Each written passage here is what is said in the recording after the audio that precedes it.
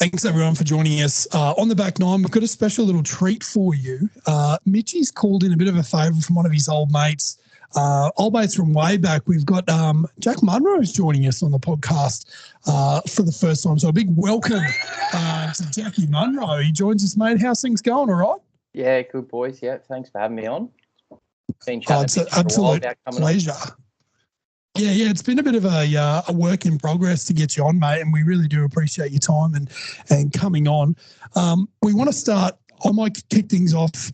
Tell us about yourself. Tell us about Jack Munro for those who might not know a lot about you, mate. Been a tour pro for a while now. I think it's been about 14 years.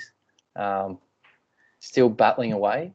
Don't know where I'm at the minute. We've just finished our last event. So how did you go? I didn't play too bad last week. Finished 28th, but it was brutal. So probably that was down at the national, yeah? Yeah. Was the wind up? What was going on with the weather? Horrid. On Thursday, Friday, it was that windy that you couldn't hold an umbrella, and it was hosing, like proper hosing. Oh, no. Yeah. I'd be no good there. You would be no good at the national. It was that bad. I was laughing. It was that bad. It was. Yeah, right. Yeah. 8 irons going, lucky to go 100 metres. It was just, yeah. Are they supposed to go further than 100? Shit. Slightly. I'm in danger here. Well, mate, I might throw over to Mitchie boy. He's got some questions we want to run through. We want to give the listeners a bit of an insight into who you are and what you do. So over to you, Mitchie boy. Rightio, mate.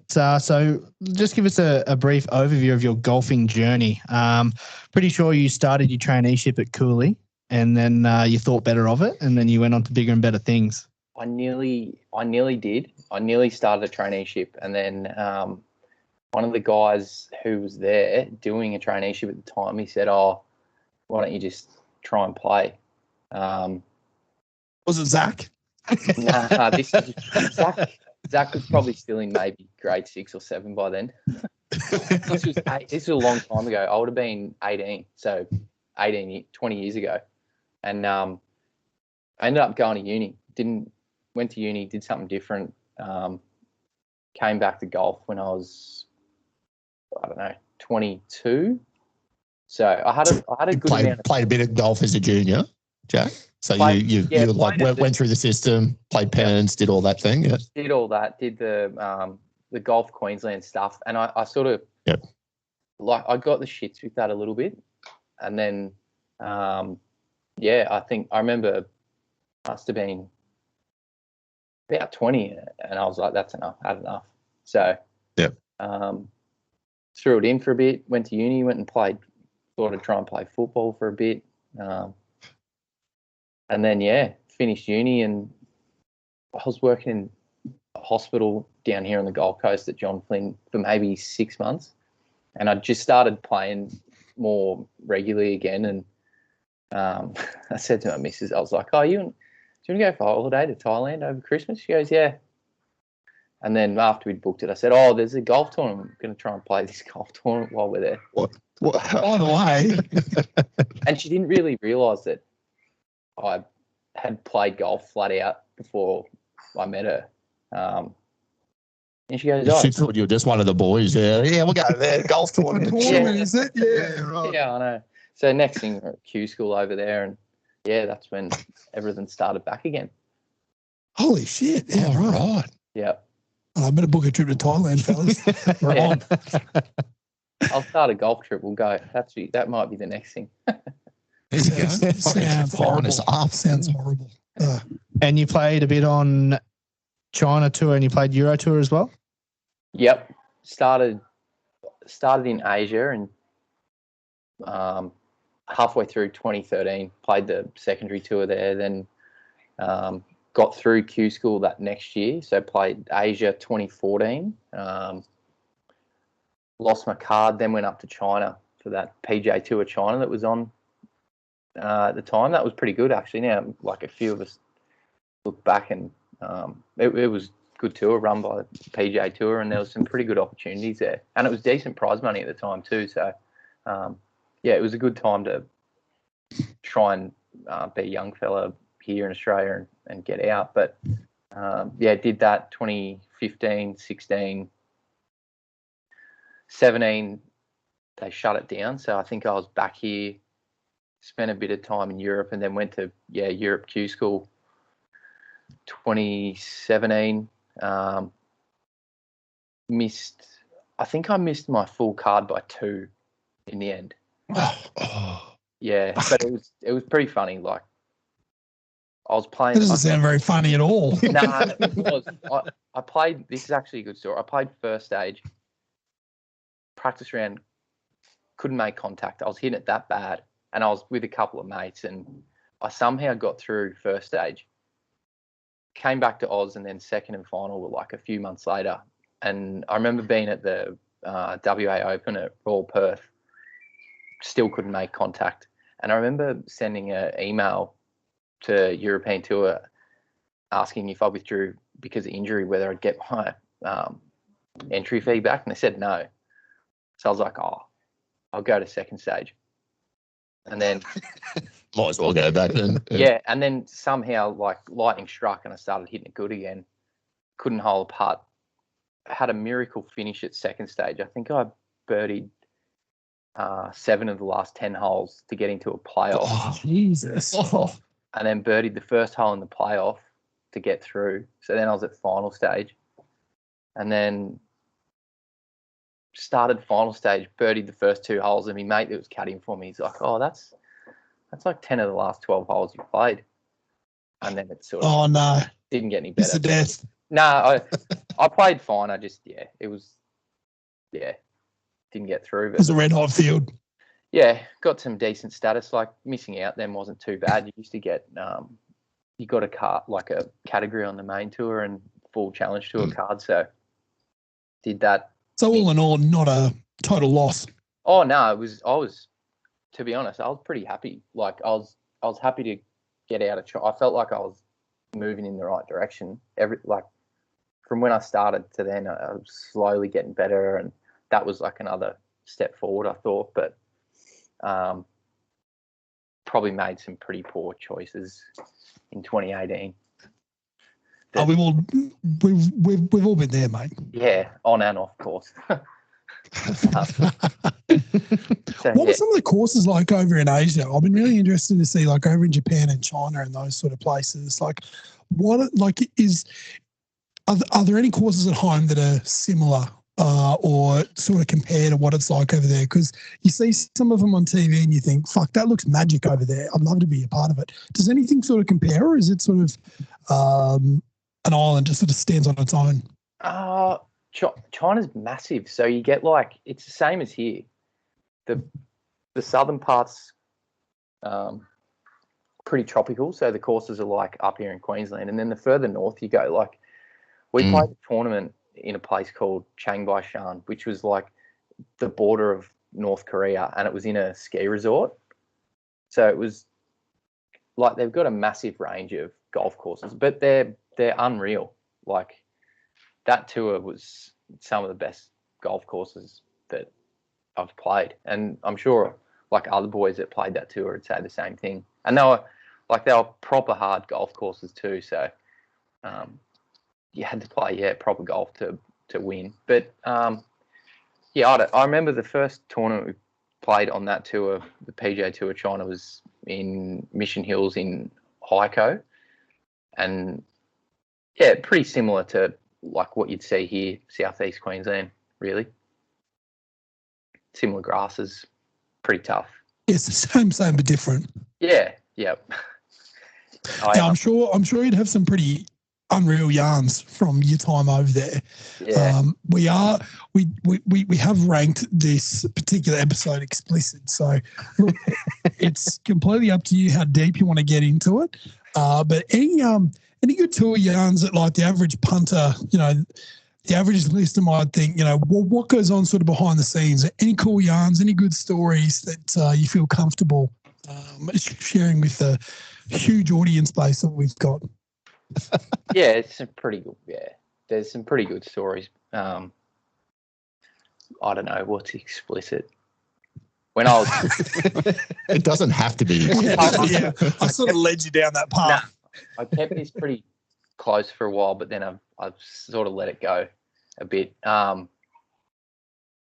When I was first in Asia, we had a tournament in Manila, and I've never got myself in trouble. Like I'm fairly sensible, but you get on the piss and you have a good time, and especially I was young and you try and enjoy yourself as well. Anyway, we went to this is a little bit politically incorrect now, but I mean it's what happens over there.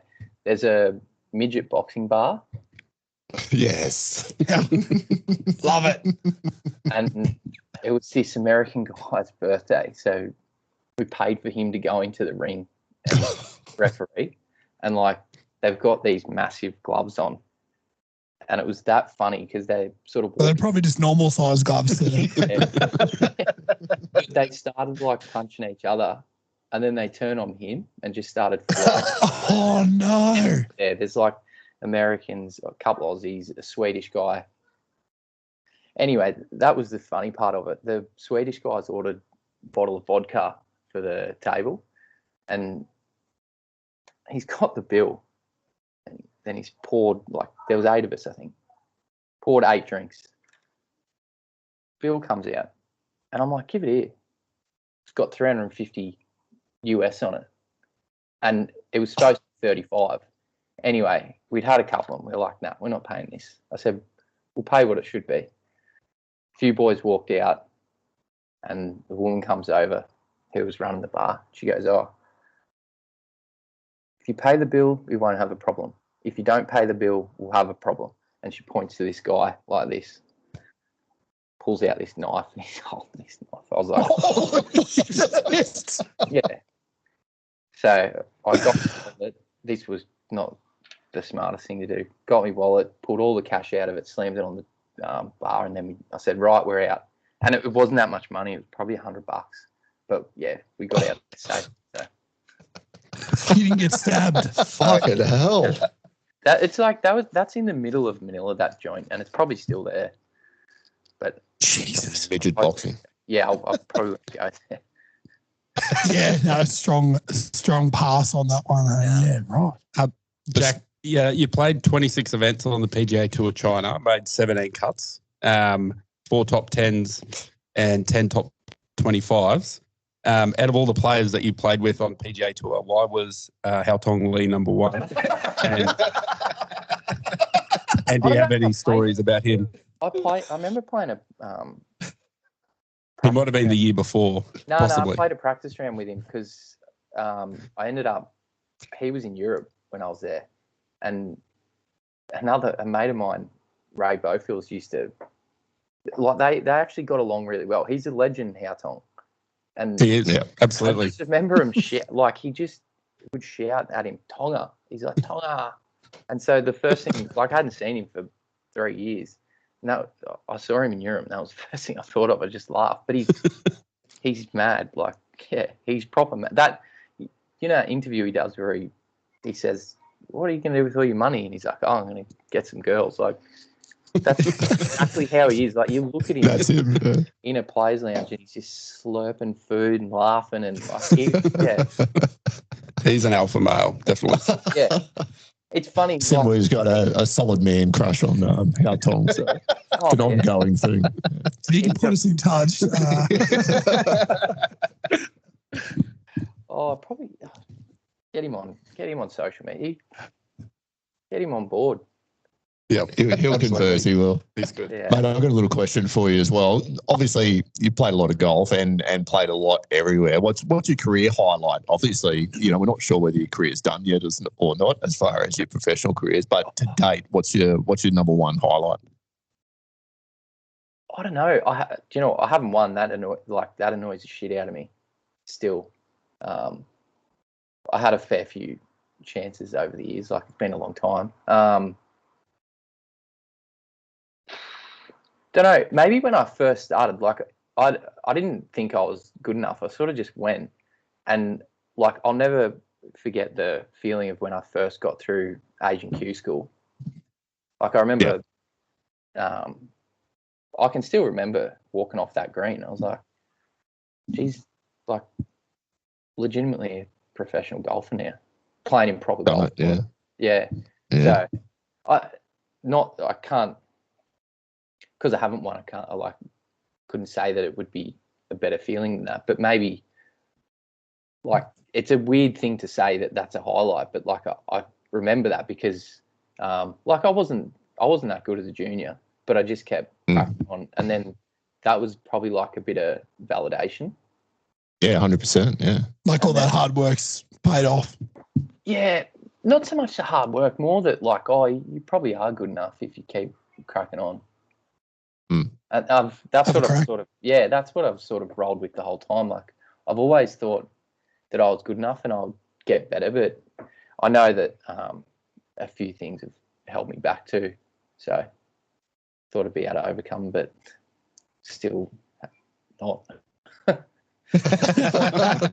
Still working on them. Yeah. Any other questions for you, Mitchy boy? Yeah. So moving into Ornum. So where did the idea come from, and why did you want to start the brand? I had when I first started, I had no problem in finding help and sponsors and stuff. And then as things change, you sort of, like I learned, you're not much value as an individual sportsman, especially when you're not anywhere near these top 50, 100 guys in the world. And so I was trying to come up with a way to create more value in like myself and then others. So I played around with the clothing during COVID just for something to do.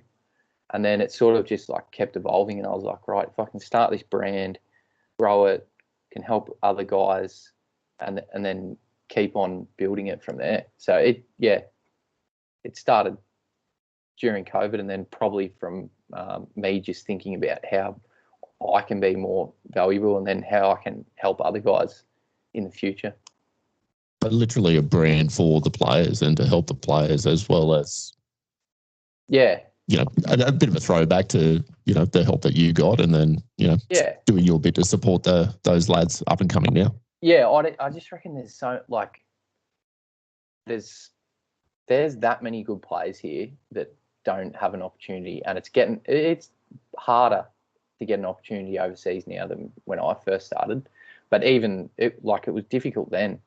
So I think I can help guys out, and then I obviously want to build like a proper clothing business as well. Like I have no,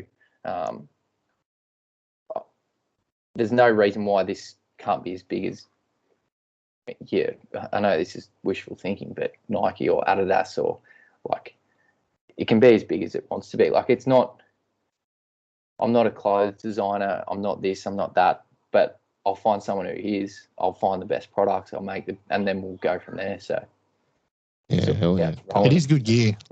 It's really good gear. Mitch's brought in some shirts. We might have a look at those a bit later, and we'll post them up on the socials, and we'll give your website a bit of a plug, mate. But what's sort of your go-to on the course as far as designs go? Is there one that stands out? Like, was your very first design that you roll with? Were you stoked with that, or is it some of the latest stuff you've done? Because I've seen a bit of it. It looks pretty cool. Yeah, probably. It's still evolving. Like I'm trying to keep it quite toned down and plain. I really like the new stuff, and I run off like a lot of comments I get from other guys as well. So we just released 3 new polos and some new shorts. Had a lot of good comments on the new polos. I've been running a couple of hoodie samples that we're about to get in soon. Guys were all over those. So I did the design myself at the start. I was trying to keep it toned down. I've got clothes designer on board now, trying to just feed them information. But yeah, the idea is to keep it plain, high quality fabrics, fit well, and like get people to buy it because of the reason that we're selling it. I just look around now and I'm like, oh, the big brands like your Nike or Adidas or Travis Matthew, that's the sort of thing I'll try and copy. Like I'm not probably not one of these brands that's going to say, hey, golf needs a change. Let's get some cool, like I'll stand at the golf course. People are wearing the same stuff they always have, in my opinion. Like young blokes might want to wear something different, but you're playing a sport and like it can be freezing, can be hot as fuck. Like I'm just going to create nice feeling clothes, plain patterns, and sell it off the story if people want to jump on board that, which I hope they will. Well, it's a hell of a yarn, mate. It's and they are top quality stuff. I'm a big fan of the stuff that I've seen from Hitchy. So we'll definitely make sure to put your link in the show notes this episode, and hopefully we can drum up some business for you, mate. Yeah, cheers. Maybe we can. We'll have to come up with a little giveaway somehow for the listeners. I mentioned it to Mitchy, so we'll come up with something. Masters next week. It's a good time for it. Yep. Maybe Masters giveaway. Yeah, little Masters by. Give them a little. Whoever's been listening, or we'll come up with something. I love it. Maybe not Sunday Red though, because Sunday Red. Maybe not. He's in a bit of shock. Well, mate, unless anyone's got any other questions, I think we better wrap things up. You've been great, mate. Yeah. It's been an absolute pleasure to get you on. And like you said, you're selling more than a shirt. You're selling the story behind it, and it all goes to a good cause. It's helping out, those young golfers that are on their way to real good things. So, Jack, we really appreciate you coming on, mate. Cool, no, thanks for having me, boys, and thanks for helping us get the story out there, and hopefully bigger and better things for both of us. Unreal, we love the sounds of that. All right, well, a big thank you, Jack Munro, for joining us on the show today. And if you'd like to jump on board some of his clothes, pants, hoodies, all the good stuff, we'll put a link in the show notes to this episode. Give it a click and tell him we sent you to get absolutely nothing off. Again, thanks, mate. We really appreciate it, hey? Cheers. Thanks, boys.